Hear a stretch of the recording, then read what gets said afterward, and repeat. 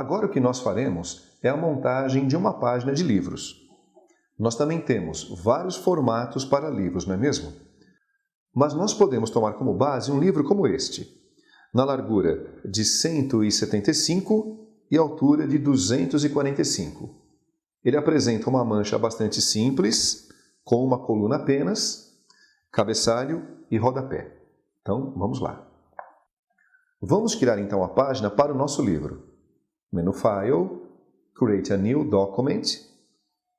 Nós já podemos iniciar o nosso trabalho desmarcando a opção Facing Pages e aplicando as dimensões.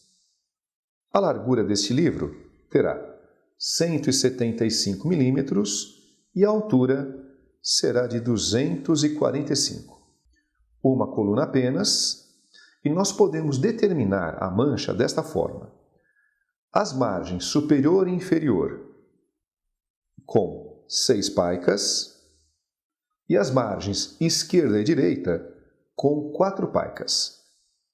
Desta forma, nós temos uma mancha bastante agradável.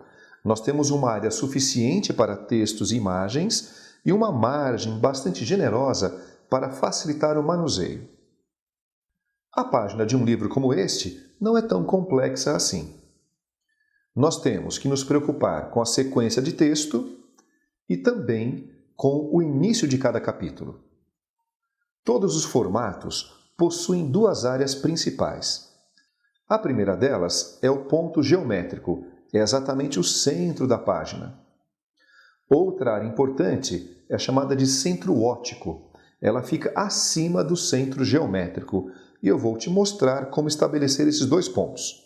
E é no centro óptico que nós vamos aplicar o início de cada capítulo. Então acompanhe. Nós podemos estabelecer esses dois pontos utilizando a estrutura da caixa de conteúdo. Eu posso criar esta primeira caixa de forma que ela ocupe toda a dimensão da página. As próprias guias desta caixa já nos auxiliam a encontrar o ponto geométrico. Você pode perceber que quando as diagonais se cruzam, nós temos o ponto geométrico bem no centro desta caixa. Eu posso também puxar uma guia de alinhamento justamente nesse encontro. Agora, para estabelecer o centro óptico, eu posso utilizar a mesma caixa, só que para isto, com a ferramenta de seleção, eu vou diminuir a sua altura e, ao mesmo tempo, fazendo um alinhamento entre o início da página e a guia que nós acabamos de posicionar. Você pode perceber que agora a caixa apresenta o cruzamento das suas guias bem na área que nós chamamos de centro óptico. Mais uma vez, eu posso colocar uma guia de régua no cruzamento destas guias. O que nós encontramos agora são os dois pontos principais. Nós temos o centro geométrico e também o centro óptico. É nesta área, no centro óptico, que preferencialmente nós vamos posicionar o início de cada capítulo. Então vamos começar criando a caixa para os capítulos. Eu vou trabalhar fazendo uso das guias que nós já posicionamos e vou aproveitar e vou duplicar esta caixa. Já sabemos como proceder, não é?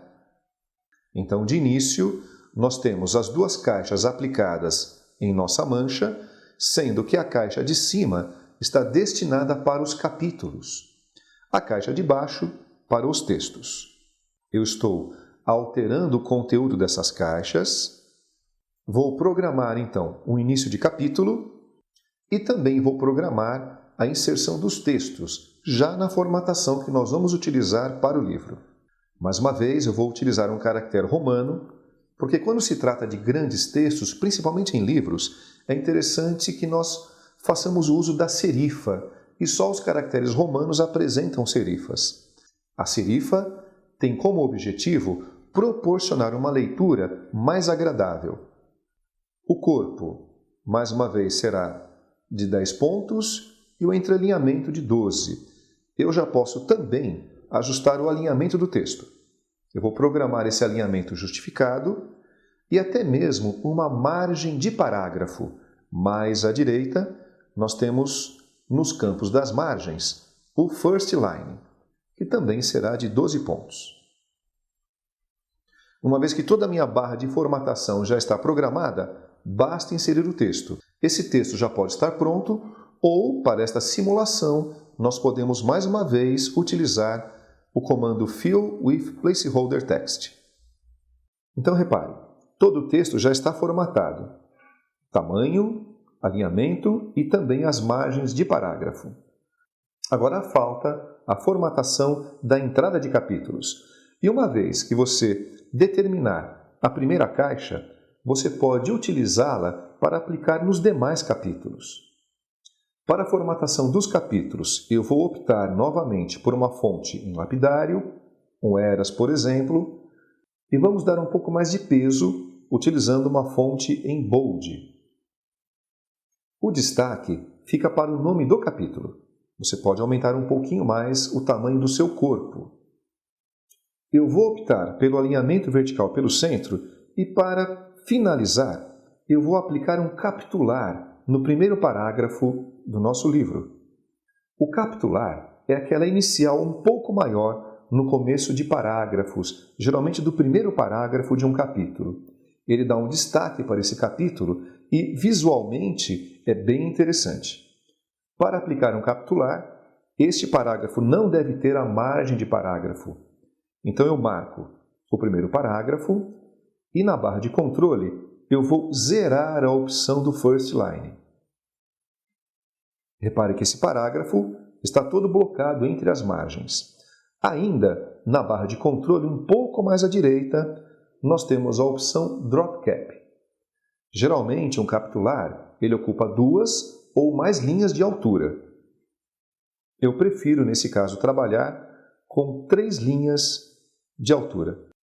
Perceba que ao alterarmos o valor em Drop Cap, nós já temos também a alteração do tamanho do primeiro caractere do parágrafo. Então este é o recurso do capitular, que nós vamos também utilizar em outros capítulos. E para finalizar, vamos aplicar então o cabeçalho e o rodapé. Lembre-se que nós podemos aproveitar as caixas que já possuem alguma formatação. Então repare, para o cabeçalho, mais uma vez, nós criamos uma caixa de conteúdo. Eu estou utilizando a margem superior para isto. Vamos alterar o conteúdo desta caixa para texto e basta então você colocar as informações do seu cabeçalho. E agora basta formatar.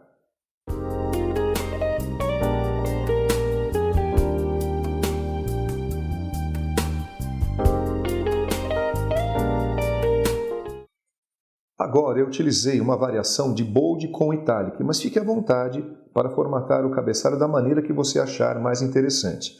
Mas lembre-se que o cabeçalho não deve chamar mais atenção do que o próprio título do capítulo. Também vou aplicar o alinhamento vertical pelo centro, mais uma vez em Text Frame Options, alinhamento vertical pelo centro, ok, e vou mudar a cor.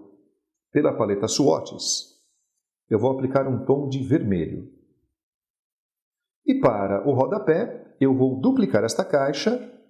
Mais uma vez, a ferramenta de seleção, marca a caixa, tecla Alt, e basta clicar e puxar esta caixa sobre a página.